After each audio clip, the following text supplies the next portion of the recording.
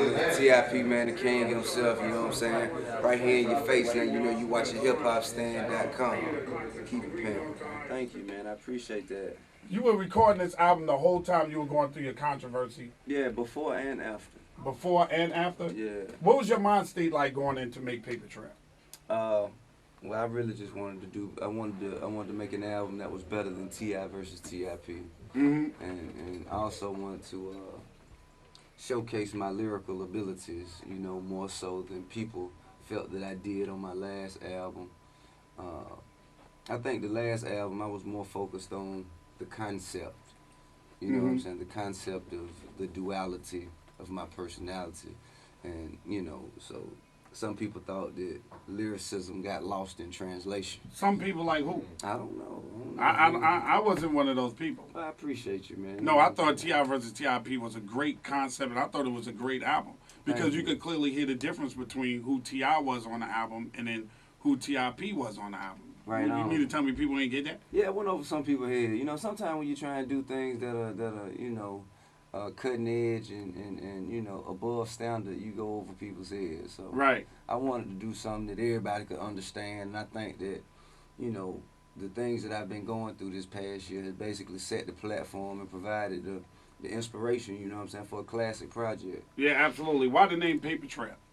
Because it was the first time I started writing lyrics back down on paper.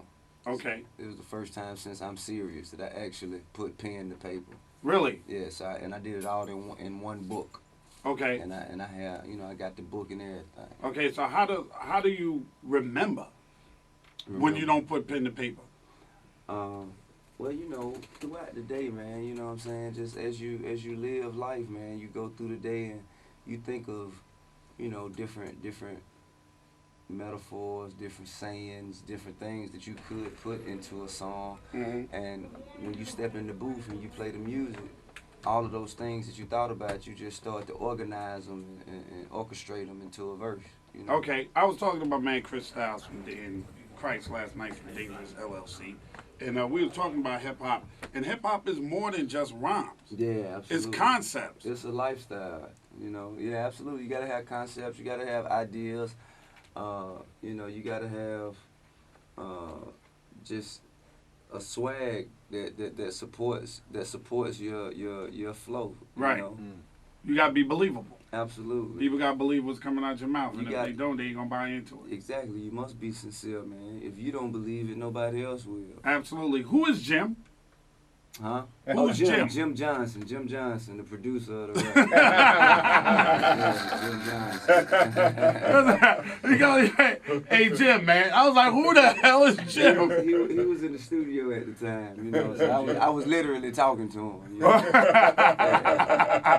Where'd you get the concept for that song? That song seems to be extremely popular among the ladies, and it's kind of ill that song would be that popular during this financial crisis in America. You can have whatever you like now. Yeah, I mean, it's just like we just said, man. It comes from real life experiences. It comes from me spending money on my old lady. Right. You know what I'm saying? And I just, when I heard the beat, you know, the words just came to me. Yeah.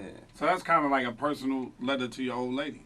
I mean, really, it's inspired by actual events and things that took place between, you know, me buying her Bentley and, you know, going spending $20,000-$30,000 in Louie. And, you know what I'm saying, doing all types of things like that for her. But it was really something that I wanted to do for the ladies that support my music and have supported me from the beginning of my career. You know, I just wanted to, you know, because a lot of ladies out there ain't got a man like me. Right. You know what I'm saying? So I just wanted to let them know how it's supposed to be done. Yeah, stacks on deck and Patron on ice. All the time. And gas a jet up for you tonight. All the time. You know how much pressure you put dudes under?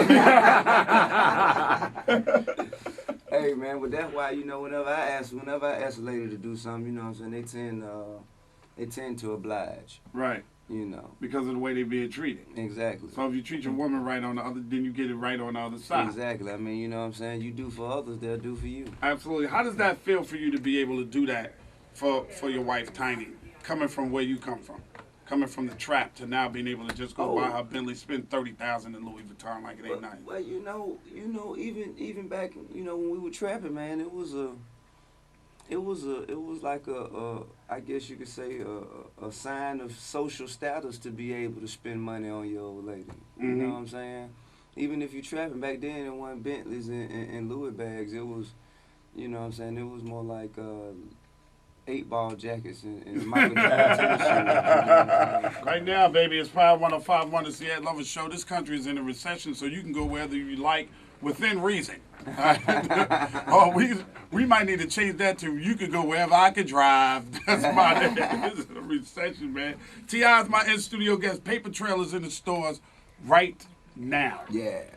Coming out today. Y'all go to the stores and make sure that you buy that joint. Absolutely. It's a great album, man. Thank you, man. Congratulations. It is definitely a smash hit album. Thank you. Definitely. Does anybody call you Cliff? No. Nobody? No. Mom? No. Grandma? No. What's your pet name, your little nickname your grandmother had, your mother had for you? They all call me Tip. Really? All of them. Everybody? Yeah, it's my name. Even when they get mad? How did you get the name Tip? My daddy gave it to him. I think his father's name was Tip. I think his father's real name was Tip. Okay. So he named me Tip, I think, after his father. Okay, so from as long as you can remember, it's been Tip? That's it. Unless somebody knows you, is anybody that see you from school, do they try to call you Cliff? Yeah, sometimes. Look at your face. Right. Yeah. And they know you've been T.I. or they know you've been Tip forever, so they just see you, just to be different, they want to call you Cliff. Yeah, I think that's, some people, they might call me that to show other people that they know me. Right. Yeah, I get the same thing. I get, if it was school, it was James. Now, I've been Ed Lover for over damn near 25 years. Yeah. Why you just can't fall in line like everybody else? You know what I mean? Hey, James. I'll be like, come on, man. Knock it off. I went to my 3rd grade with you, man. That's crazy. Yo, if you consider yourself the best rapper in Atlanta, do you consider yourself the best rapper in Atlanta? I mean, past that, but yeah. Okay. Then who's the second best? Let me see here. Second best in Atlanta. I don't know, man. That's tough. I think it'll be between. And also, I gotta say that Big Boy and Andre 3000. They out the runnings. You know what I'm saying? I can't say that I'm better than either one of them. Right. Just because of how much respect I got for them, but of people that are. In my division, I would say it's a tie between Killer Mike and Ludacris. Really? Yeah. Really? Why do you don't think Killer Mike has gotten what he deserves as an artist?